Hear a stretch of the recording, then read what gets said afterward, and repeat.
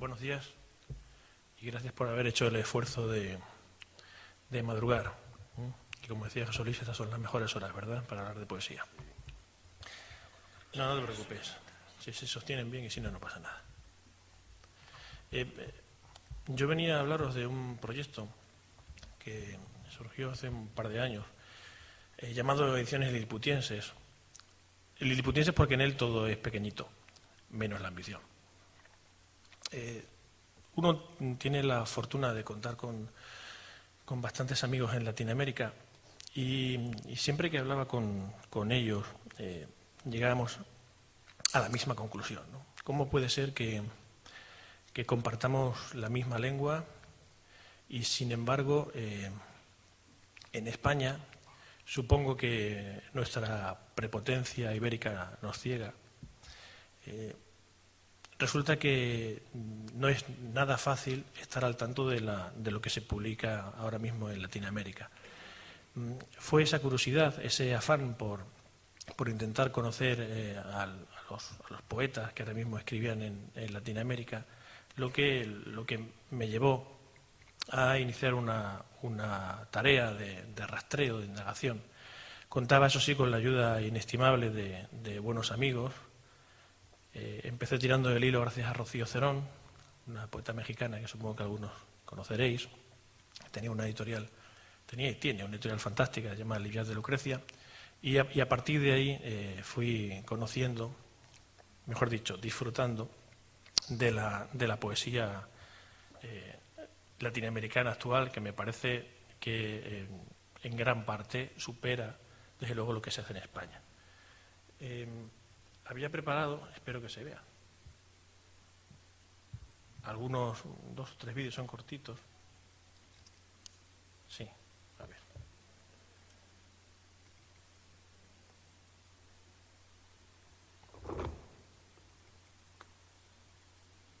Bueno, ahora nos le hemos quitado la voz. Aquí podéis ir viendo algunos de los libros que hemos sacado en estos 2 años, que son, si yo no me equivoco, 28 aproximadamente. Hay un poco de todo, desde poetas mexicanos, chilenos, uruguayos, argentinos, de Costa Rica, de República Dominicana. En fin, creo que hay pocos países de Latinoamérica que no estén representados. Ahí tenéis a Rocío, por ejemplo. El proyecto liliputiense, como os decía al principio, trata, dentro de su extrema humildad, de servir de puente entre la poesía actual española y la poesía actual latinoamericana. Porque aquí da la impresión de que a los poetas latinoamericanos solamente se les puede leer a través de antologías. Se ha citado muchas veces aquella que salió hace un par de años en Pretextos, la de Cuerpo Plural, donde se mostraba una visión panorámica de lo que era la poesía latinoamericana actual. Pero que yo sepa, Visor hace algo parecido, pero insisto, se queda solamente en antologías con muchos nacionales. En España, la editorial Amargor tiene una colección, la transatlántica, que dirige Juan Soros, que intenta mostrar algunas de las voces más interesantes de la poesía latinoamericana actual, y luego la colección Sibila, que dirige Juan Carlos Marcet, Sibila y BBVA, también intentan ofrecer esa panorámica de poetas latinoamericanos actuales. Ediciones Liliputienses lo que intenta es poner un granito más, ¿no?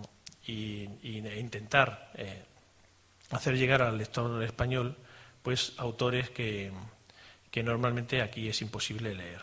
Ayer, por ejemplo, me acuerdo de la sorpresa de una compañera chilena cuando se encontró con un libro de Gladys González en la mesa, porque Gladys es, sin lugar a dudas, una de las voces más interesantes, no ya de la poesía chilena, sino de la poesía latinoamericana.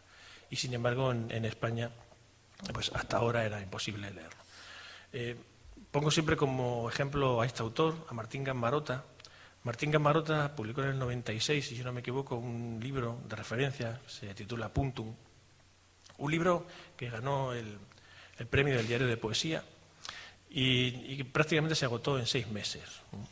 Era inencontrable, de hecho había circulado en fotocopias durante muchos años, hasta que el verano pasado Vox y Mansalva, 2 editoriales argentinas, se unieron para reeditar Puntum. Recuerdo que la revista Eñe, el suplemento del diario Clarín, le dedicó casi 2 páginas enteras y tituló aquello como uno de los acontecimientos literarios, editoriales del año. Punto en España era imposible leerlo. Entonces, yo recuerdo que con mi insensatez habitual me dirigía a Martín Gambarota y le propuse que me dejase reeditar ese libro. Y él enseguida aceptó. Lo mismo ha hecho con Pseudo, que es un libro, fijaos, Pseudo es un libro del año 2000. Y en España también era imposible leerlo, hasta ahora, en 2013, que hemos conseguido reeditarlo. Como os decía antes, Liliputienses es pequeñito en el nombre, en la capacidad que tenemos de llegar, pero no en la ambición y desde luego no en la calidad de esos autores. Hablaba de Gambarota, hablaba de Yanko González, de Gladys o de Sergio Raimondi. Sergio Raimondi es otro escritor argentino. Desde luego, las personas que leen a Sergio Raimondi piensan que es un poeta, justo me pasaba ahora, que es un poeta extraterrestre, que es de otro país, porque realmente su poesía es absolutamente deslumbrante. Estos Grandes Montesinos, lo tenéis ahí en la pantalla también, es un poeta chileno, fantástico, por cierto. Yanko González, Yanko es otro nombre de referencia, además él juega mucho luego lo veremos, ahí lo tenéis, con la poesía visual, con las nuevas tecnologías. Pseudo, el libro de Martín Gambarota. Ese es Martín. Bueno, esos son unos clips de Playmobil, ya lo sabéis. Pequeñitos pero matones. Jorge Posada, que es un escritor mexicano, además ese libro es inédito. Él en México firma sus libros como Costa sin Mar, pero aquí nos permitió publicar este libro con su verdadero nombre. Antes de que este vídeo siga empeñado en un bucle, os voy a mostrar, porque creo que casi es mejor que oigáis, espero que se oiga, a los autores. Aquí. Vale, no lo bajo.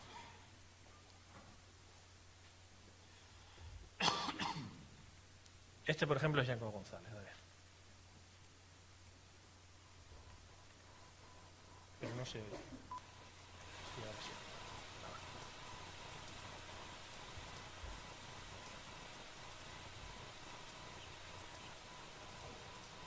Solamente Rusia, que es un país de esencia terrestre, ha podido aceptar ser marxista durante más de 50 años, porque su población no tiene la dinámica de la población chilena que nació junto al mar, porque su población es semivegetal. Que no quiere morir, nadie quiere morir, nadie es perro. Todo ser humano merece no morir, ha vivido como cerdo y no quiere morir como un perro.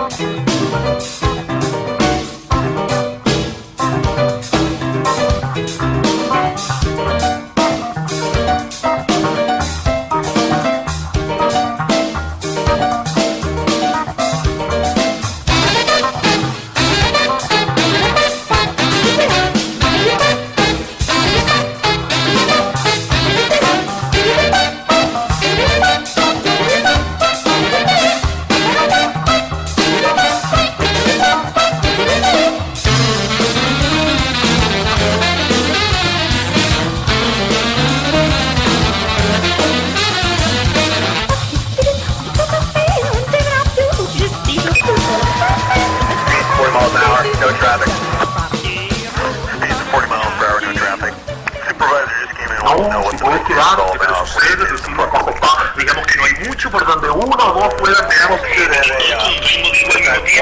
allá, con lo otro preferiría, no, si puedes quedarte, pero sucede, decir la casa está, digamos que no hay mucho por donde uno o dos puedan, digamos, que estoy con el ritmo, digo, al mismo tiempo, con esto para allá, con lo otro preferiría, no, si puedes quedarte, pero sucede, decir la casa está, digamos que no hay mucho por donde uno o dos puedan, digamos, que estoy con el ritmo, digo, al mismo tiempo, con esto para allá, con lo otro preferiría, no.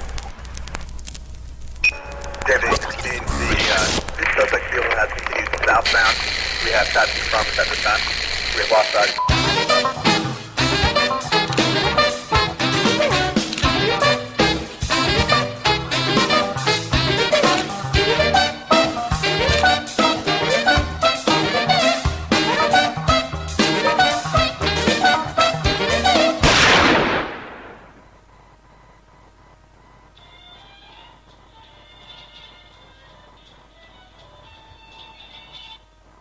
Yanko González nos dejó editar esta antología maravillosa titulada Demasiados comités. Como veis, él utiliza muchos elementos que tienen que ver con la tipografía, con los archivos multimedia, y su poesía luego es un riesgo, es pura intensidad. Otro ejemplito de lo que puede ser la editorial, este vídeo es más corto, nos lo da Jorge Posada. Como decía, es un escritor mexicano, de por aquí. Nos ha dejado de publicar un libro inédito que se titula La belleza son los aeropuertos vacíos. Saldrá en Argentina dentro de 4 meses, pero de momento nos ha regalado un poemario maravilloso que tiene poemas como este.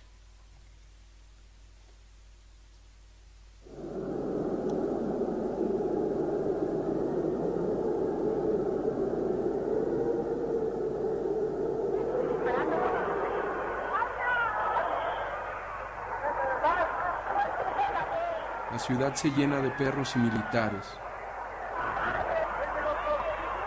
Los perros me gustan cuando andan juntos y se muerden y se tiran. De los militares no me gusta nada. Los he visto subir a esos camiones donde arropan las armas, como si fueran sus hijos muertos.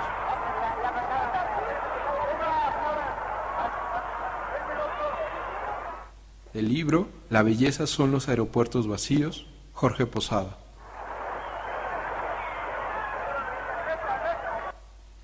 O por ejemplo, y ya con este termino, un regalazo de Marcelo Díaz, del Negro, y también nos ha dejado publicar un libro inédito, saldrá dentro de 4 meses en Argentina, titulado Blaya. Cualquier cosa que yo pueda decir de esta maravilla que se llama Blaya se quedará corto. Así que lo que me voy a hacer, me voy a callar y os voy a dejar con Marcelo, que creo que va a ser mucho más interesante.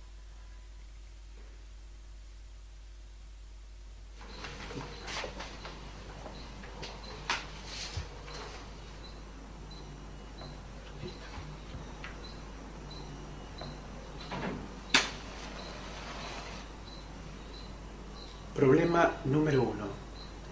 ¿Cuánto demora un topo en cavar un túnel que atraviesa una ciudad de 300.000 habitantes por la noche? Si todos permanecen acostados, el topo avanza a razón de 90 centímetros por hora, cuando de pronto alguien enciende una luz y te pregunta: ¿dormís?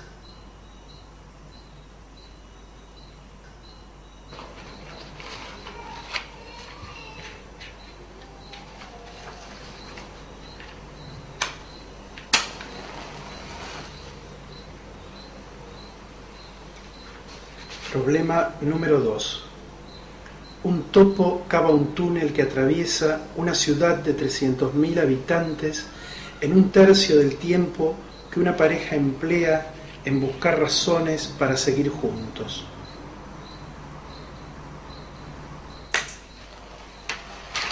Problema número 2.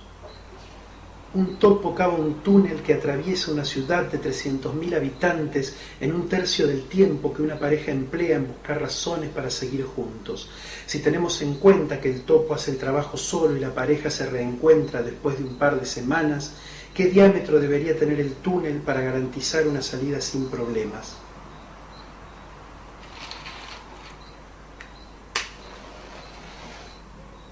¿En qué piensa cada uno después de haber hecho el amor?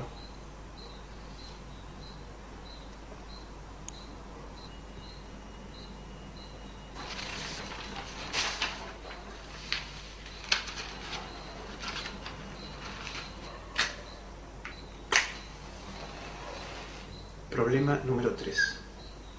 Un topo cava un túnel que atraviesa una ciudad de 300.000 habitantes, alternando periodos de excavación y reposo cuya duración coincide con las fases alfa y beta del sueño profundo. Si durante los periodos de reposo el topo duerme y sueña que cava un túnel que atraviesa una ciudad de 300.000 habitantes, alternando periodos de excavación y reposo en los que duerme y sueña que cava un túnel, ¿por qué en el instante previo a despertar el túnel desemboca en una playa en la que alguien saluda a lo lejos?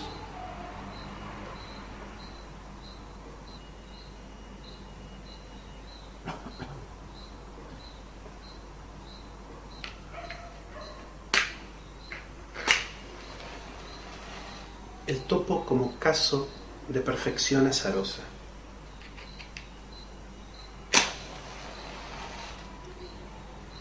El topo como caso de perfección azarosa. Hay quien postula que los topos trazan sus galerías al azar. Otros, sin embargo, consideran que sus diseños responden a un orden geométrico perfecto. Todo lo que es posible decir al respecto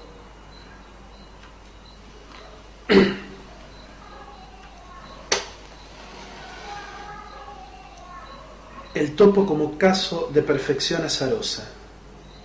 Hay quien postula que los topos trazan sus galerías al azar. Otros, sin embargo, consideran que sus diseños responden a un orden geométrico perfecto. Todo lo que es posible decir al respecto es que el topo planifica con las uñas. Mirar no va a andar mirando mucho porque no ve. Un topo no es un búho, convengamos. Tampoco cava porque sí. Negocia un equilibrio entre sus necesidades y los accidentes del terreno. El suyo es un orden permanentemente provisorio.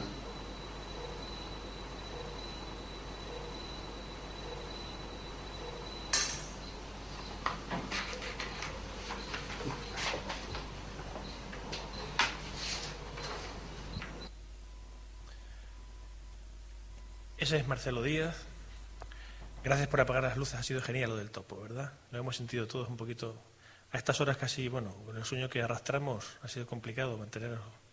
Pero creo que estos los 4 problemas de Marcelo Díaz son realmente maravillosos y creo que dan bastante bien la medida de lo que intentamos publicar en esta editorial. Ediciones Liputienses es pequeñita en el nombre, pero como decía, no es su ambición. A la muestra está en estos libros absolutamente maravillosos. 1.000.000 de gracias.